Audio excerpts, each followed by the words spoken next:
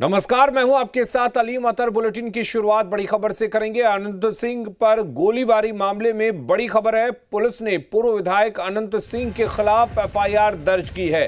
Police ने इस मामले में पीड़ित पक्ष मुकेश कुमार का भी आवेदन स्वीकार किया है।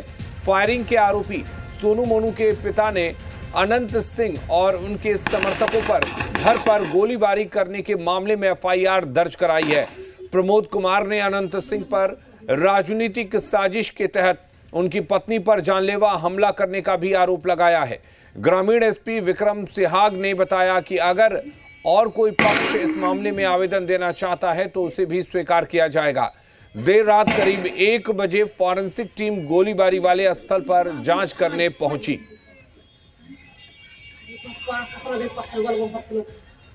और चंदन हमारे साथ जुड़े हुए हैं। चंदन, क्या कुछ अपडेट है गोलीबारी मामले को लेकर? पुलिस किस तरह से इसमें कार्रवाई कर रही है?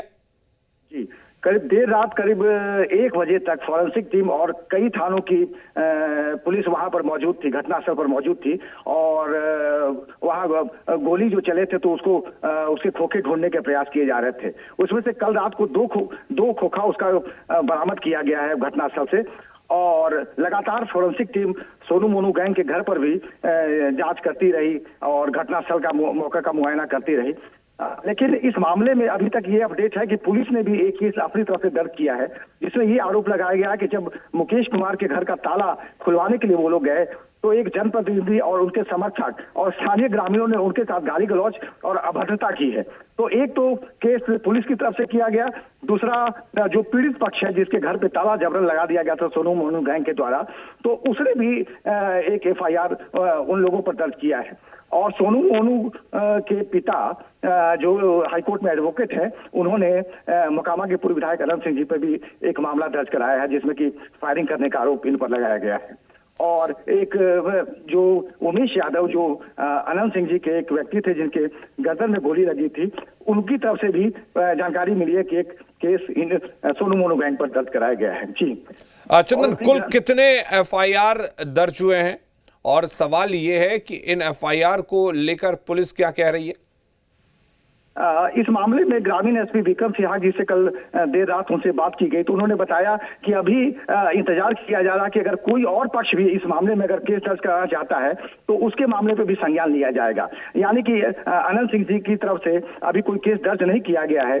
और अगर इधर से भी अगर कोई पक्ष वहां पे आता है थाने में दर्ज, पक्ष वाला थाने में केस दर्ज कराने के लिए, तो उस पर मामले पे भी उसमें भी विचार किया जाएगा। तो ये है। जी जी जी चंदन जी। तो अब इस मामले में यह है कि गोलीबारी की घटना किसकी तरफ से हुई है।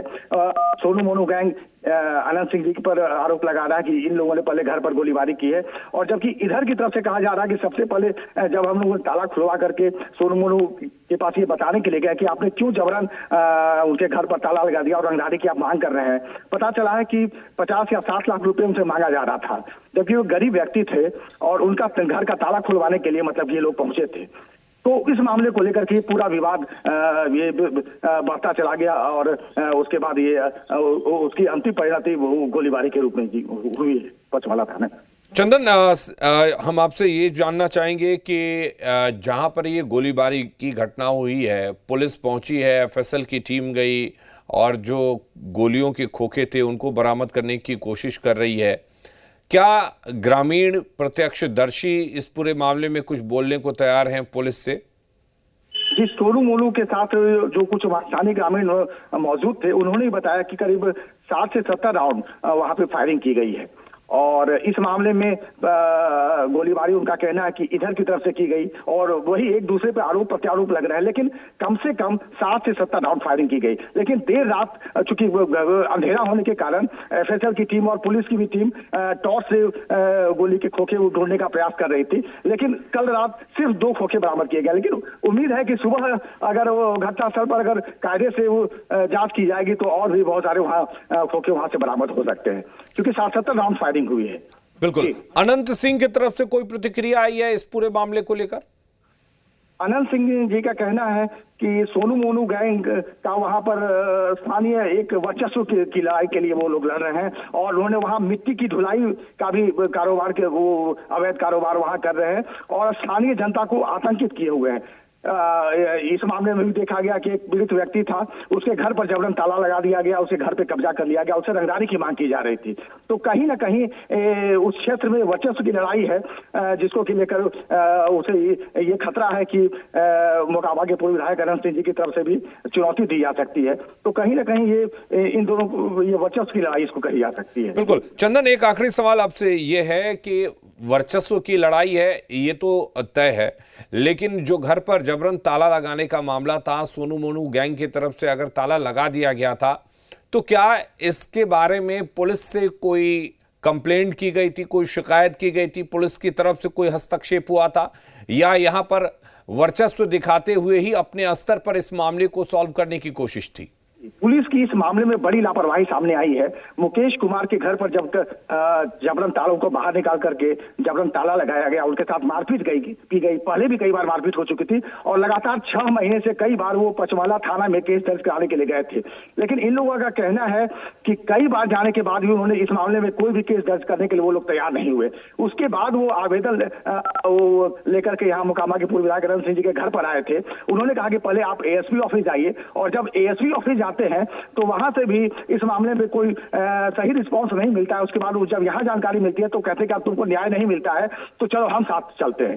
तो इस मामले में फिर यहाँ से वो पचमाला थाना के फिर निकला जाता है, उसके बाद ये घटना होती है। तो कहीं ना कहीं पुलिस ने भी इस मामले में घोर लापरवाही बरती है। अगर ये मामला पहले ही अगर केस दर्ज कर लिया जाता तो शायद ये अंजाम गोलीबारी के रूप में देखने को नहीं मिलता। जी चलिए चंदन, बहुत शुक्रिया आपका तमाम जानकारी देने के लिए। तो आप समझ सकते हैं कि बिहार पुलिस के क्या हालात हैं, कि बिहार पुलिस के पास लोगों को इंसाफ नहीं मिलता तो लोग बाहुबलियों के पास पहुंचते हैं, और उसका नतीजा आपके सामने है कि 60 से 70 राउंड गोलियां चलती हैं, वर्चस्व की लड़ाई होती है।